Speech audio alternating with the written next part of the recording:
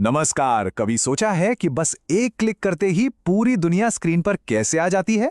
आज हम इसी जादू के पीछे की जो तकनीक है यानी इंटरनेट, उसे ही बिल्कुल आसान भाषा में समझने वाले हैं। तो ये है हमारा आज का सफर। सबसे पहले एक बहुत आम कंफ्यूजन दूर करेंगे, इंटरनेट और वेब के बीच का फर्क जानेंगे। फिर देखेंगे कि हम ऑनलाइन कैसे आते हैं, डिजिटल दुनिया में घूमते कैसे हैं, ईमेल की ताकत क्या है, और आखिर में ये सब मिलकर हमारी जिंदगी से कैसे जुड़ा है। तो चलिए शुरू करते हैं। तो सबसे पहली और सबसे बड़ी उलझन को दूर करते हैं। क्या इंटरनेट और वेब एक ही चीज है? अक्सर लोग इन्हें एक ही समझ लेते हैं, लेकिन ऐसा है नहीं। समझिए, जैसे किसी इमारत और उसकी नींव में फर्क होता है, ठीक वैसा ही फर्क इन दोनों में भी है। तो फर्क ना बहुत सीधा सा है। इंटरनेट को एक बहुत बड़े विशाल सड़क नेटवर्क की तरह समझिए। मतलब वो सड़कें और हाईवे जो दुनिया के सारे शहरों को जोड़ते हैं। और वर्ल्ड वाइड वेब, वो उस सड़क पर चलने वाली गाड़ियां, दुकानें और घर हैं। यानी हमारी वेबसाइट्स और वेब पेज। तो हम इंटरनेट की सड़कों का इस्तेमाल करके वेब की दुनिया तक पहुंचते हैं। अगर थोड़ा टेक्निकल होकर बात करें तो इंटरनेट एक ग्लोबल सिस्टम है जो कुछ तय नियमों पर चलता है। इन नियमों को कहते हैं प्रोटोकॉल। और इन्हीं नियमों की वजह से दुनिया भर के अरबों अलग अलग तरह के डिवाइसेस एक दूसरे से बात कर पाते हैं, एक दूसरे को समझ पाते हैं। और पता है, इसकी कहानी कोई नई नहीं है। 50 साल से भी ज्यादा पुरानी है। इसकी शुरुआत हुई थी एक अमेरिकी सरकारी प्रोजेक्ट से जिसका नाम था आरपानेट। मकसद था एक ऐसा नेटवर्क बनाना जो किसी हमले के बाद भी काम करता रहे। तब शायद किसी ने सोचा भी नहीं था कि वो आज के इंटरनेट की रीढ़ की हड्डी बना रहे हैं। वहीं दूसरी तरफ वेब जो है वो काफी नया है। इसे 1989 में टिम बर्नर्स-ली ने बनाया था। उनका मकसद बस इतना था कि इंटरनेट पर जो इतनी सारी जानकारी बिखरी पड़ी है उसे आसानी से ढूंढा और देखा जा सके। अच्छा, तो अब हम इंटरनेट और वेब का फर्क समझ गए हैं। पर सवाल ये है कि हम इस विशाल नेटवर्क से जुड़ते कैसे हैं? चलिए अब उन टूल्स और सर्विसेज को जानते हैं जो हमें ऑनलाइन दुनिया में लेकर आते हैं।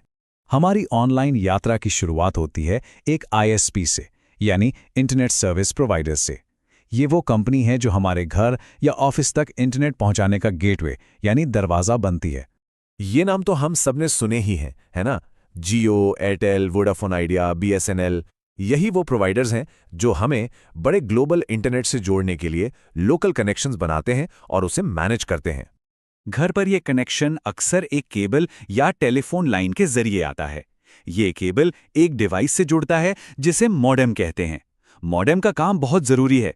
वो इंटरनेट से आने वाले सिग्नल्स को ऐसी भाषा में बदलता है जिसे हमारे कंप्यूटर और फोन समझ सकें। ठीक है, तो कनेक्शन हो गया। अब क्या? अब हमें वर्ल्ड वाइड वेब पर जानकारी ढूंढने और उसे देखने के लिए कुछ टूल्स चाहिए। और इसके लिए जो हमारा सबसे जरूरी टूल है वो है वेब ब्राउज़र। ये एक सॉफ्टवेयर है जो वेब सर्वर से संपर्क करता है, उनसे वेब पेज मांगता है और फिर उसे हमारी स्क्रीन पर दिखाता है। क्रोम, फायरफॉक्स, सफारी, ये सब वेब ब्राउज़र ही तो हैं। इन्हें हम डिजिटल दुनिया में झांकने वाली अपनी खिड़कियां कह सकते हैं। ये वेबसाइट के पीछे के मुश्किल कोड को हमारे लिए एक सुंदर और इंटरैक्टिव पेज में बदल देते हैं।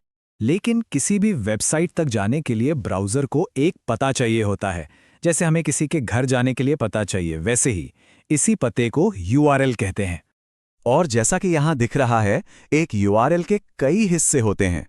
HTTPS बताता है कि कनेक्शन सुरक्षित है। फिर आता है डोमेन नेम जो वेबसाइट का नाम है, और उसके बाद का हिस्सा हमें उस वेबसाइट के किसी खास पेज पर ले जाता है। अच्छा, वेबसाइट देखने के अलावा इंटरनेट का एक सबसे पुराना और आज भी सबसे ताकतवर इस्तेमाल है ईमेल के जरिए मैसेज भेजना और पाना। आपको जानकर शायद हैरानी हो, लेकिन ईमेल वर्ल्ड वाइड वेब से भी पुराना है। ये डिजिटल तरीके से बातचीत करने का एक बुनियादी जरिया है और आज भी उतना ही जरूरी है। और एक मजेदार बात, दुनिया का जो सबसे पहला ईमेल भेजा गया था उसमें कोई बहुत गहरा संदेश नहीं था। वो बस एक टेस्ट मैसेज था जिसमें कीबोर्ड की ऊपरी लाइन के अक्षर मतलब QWERTYUIOP जैसा कुछ लिखा था। जाहिर है ईमेल बहुत काम का है, बहुत तेज है, इस्तेमाल में आसान है।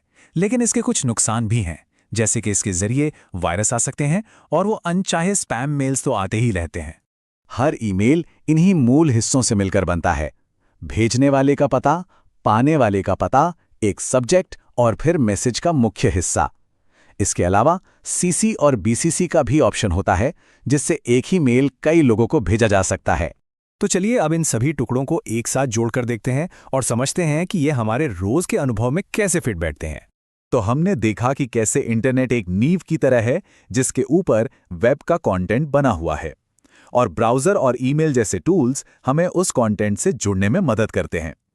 इस पूरी संरचना को समझना इसलिए ज़रूरी है क्योंकि यही वो टेक्नोलॉजी है जो आज हमारी दुनिया को चला रही है।